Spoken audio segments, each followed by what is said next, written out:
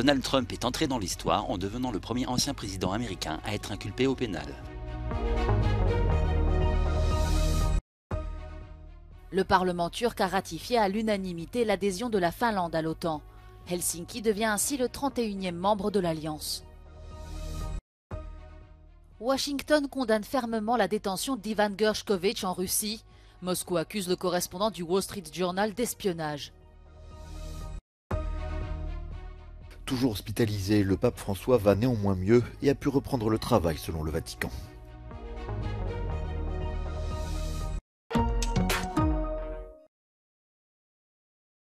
Donald Trump est devenu ce jeudi le premier ancien président des États-Unis à être inculpé. Il est poursuivi dans une affaire d'achat du silence d'une star de film pornographique en 2016. L'ancien locataire de la Maison-Blanche devrait comparaître mardi prochain devant la justice pénale de New York. Le tribunal de Manhattan a inculpé Donald Trump pour le versement de 130 000 $ pendant la campagne présidentielle de 2016 à l'actrice de film X, Stormy Daniels, afin de faire taire des allégations d'une relation sexuelle extra-conjugale.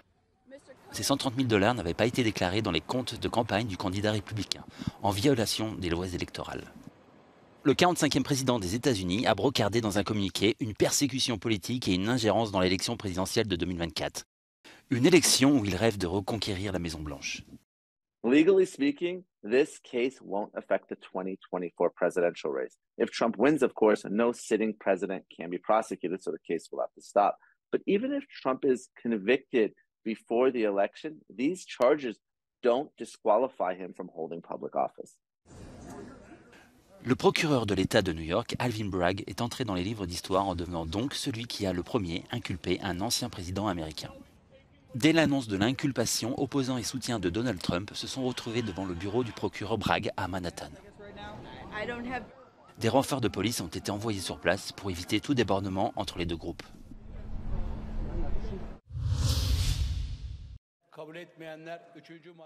Le Parlement turc a ratifié l'adhésion de la Finlande à l'OTAN. Ce jeudi soir, les 276 députés ont approuvé à l'unanimité la candidature de Helsinki, devenant ainsi le dernier membre à donner son aval après celui de la Hongrie lundi. L'adhésion finlandaise est désormais approuvée par l'ensemble des 30 États membres de l'organisation et n'a plus qu'à envoyer ses instruments de ratification à Washington, où le traité de l'Alliance est conservé. Le président Recep Tayyip Erdogan a publiquement béni cette ratification. Le secrétaire général de l'OTAN, Jens Stoltenberg, a immédiatement salué ce vote, estimant qu'il rendrait la famille de l'Alliance transatlantique plus forte et plus sûre. Le président finlandais a quant à lui remercié l'ensemble des États membres de l'OTAN pour leur soutien, en souhaitant aussi l'entrée le plus vite possible de la Suède. La candidature de Stockholm est toujours bloquée par Ankara et Budapest depuis plusieurs mois. Le président turc reproche notamment à la Suède sa passivité face à la présence de Kurdes considérés comme terroristes accueillis sur son sol et réclame des extraditions sur lesquelles le gouvernement n'a pas le dernier mot.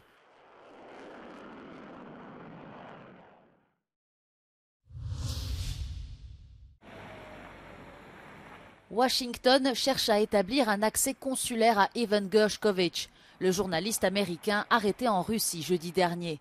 Le correspondant du Wall Street Journal, placé en détention provisoire, est accusé d'espionnage pour le compte des États-Unis. Une première depuis la guerre froide. These espionage charges are ridiculous. The targeting of American citizens by Russian government is unacceptable. We condemn the detention of Mr. Gershkovich in the strongest terms. We also condemn the Russian government's continued targeting and repression of journalists. Sur les réseaux sociaux, le chef des affaires étrangères de l'UE a déclaré que les journalistes doivent être autorisés à exercer leur profession librement et être protégés. Les Nations Unies ont exprimé leur inquiétude face à la tendance croissante de Moscou d'arrêter des journalistes dans l'exercice de leur métier. The Secretary General has expressed his concern over and over again at the growing trend where we are seeing journalists being harassed or detained or worse just for doing their job. And I will leave it at that. La porte-parole du ministère russe des Affaires étrangères, Maria Zakharova, a répondu que les activités du correspondant américain ne peuvent pas être qualifiées de journalistiques. Le Wall Street Journal nie avec véhémence les allégations et demande la libération immédiate de son collaborateur Ivan Gershkovich. L'Union européenne doit se montrer plus ferme à l'égard de la Chine. Dans un discours, la présidente de la Commission européenne souligne que les autorités chinoises sont plus répressives à l'intérieur et plus assertives à l'extérieur. Ursula von der Leyen donne ainsi le ton à quelques jours d'un déplacement en Chine avec le président français. I believe it is neither viable nor in Europe's interest to decouple from China. Our relations are not black or white, and our response cannot be either. And this is why we need to focus on de-risk, not decouple. Ce déplacement européen se déroule après la visite du président chinois à Moscou pour rencontrer son homologue russe. Les Occidentaux craignent un rapprochement entre les deux pays. Any peace plan which would in effect consolidate Russian annexations is simply not a viable plan. We have to be frank on this point. How China continues to interact with Putin's war will be a determining factor for EU-China relations going forward. La présidente de la Commission estime que la Chine cherche à utiliser la faiblesse de la Russie pour renforcer son influence internationale et son agenda géopolitique. It is clear from this visit that China sees Putin's weakness as a way to increase its leverage over Russia. And it is clear that the power balance in that relationship, which for most of the last century favored Russia, has now reversed. Certains analystes estiment que l'Union doit s'ajuster à un monde bipolaire, mais les 27 doivent le faire selon leurs propres termes. We cannot have a trusted and deep relationship with a China that would support and continue to support the Russian war machine. So better than being pushed around by others to tell us what we need to do in this space, it's better for us to define the terms of our engagement. Do we have time? Well, it's a very urgent business indeed. There are risks that will probably increase. Our dependence is extremely high in certain aspects. And the geopolitical tensions around China are increasing. So it's an urgent business, but at the same time, let's do it properly and not overreact. La présidente de la Commission estime que l'Union doit réévaluer l'accord global sur les investissements avec Pékin. Le texte n'est toujours pas ratifié et se trouve dans une impasse depuis 2 ans.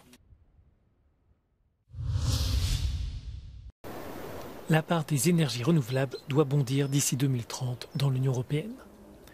Les États membres et le Parlement européen ont arraché jeudi aux aurores un accord qui prévoit un objectif contraignant de 42,5% de ressources propres dans la consommation européenne.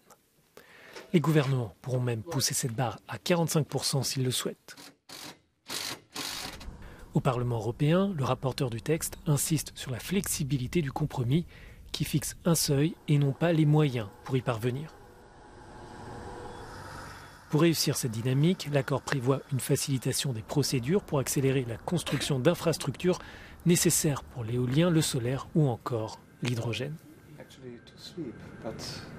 We now say to the member states, you have 12 months for a solar park or a wind park, and if this solar park is within 12 months not granted, then it's automatically granted.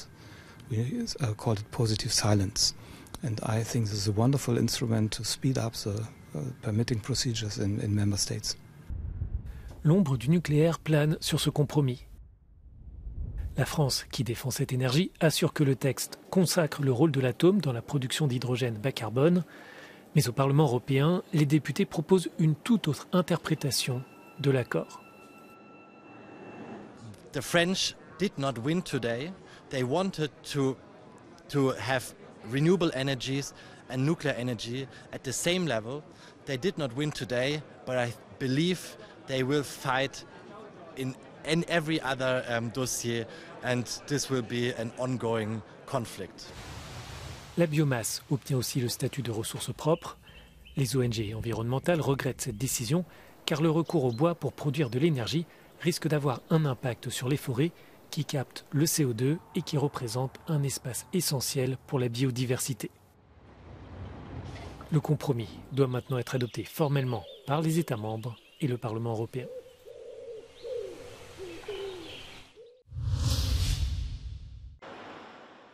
Le pape François, hospitalisé depuis mercredi à Rome pour une infection respiratoire, va mieux et a repris le travail, a annoncé jeudi le Vatican. Ces nouvelles rassurantes interviennent sur fond d'inquiétude après les informations contradictoires distillées mercredi par le Saint-Siège sur le réel état de santé du pape. L'heure est désormais à l'interrogation sur la participation du souverain pontife aux célébrations de la Semaine Sainte et de Pâques, premier temps fort de l'année dans le monde catholique. The Vatican also said that the Pope is touched by the many messages he received. Now, the Pope's latest hospitalization, we know that he's been treated several times already, comes ahead Palm Sunday on April the 2nd, which marks the start of one of the busiest times of year for the Pope, filled with lots of ceremonies leading to Easter Sunday on April the 9th. Now, it's not yet clear whether or not Pope Francis will be replaced. Last year, he was replaced at some point as he could not lead ceremonies due to a problem to his knee. So we'll find out later on whether or not planned treatments will have to continue and whether or not it will have to be replaced. Giorgio Orlandi for UN News in Rome.